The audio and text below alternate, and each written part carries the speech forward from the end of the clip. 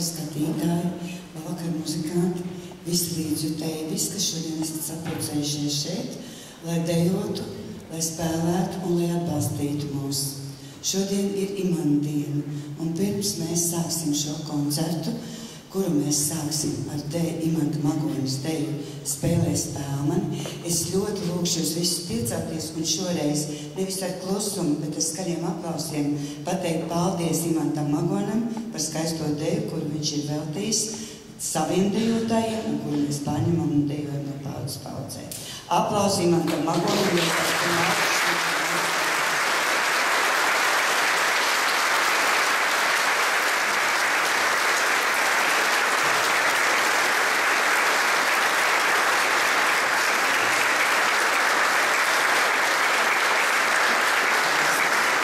Paldies, un tagad skatīsimies deju Spēlē spēlmani.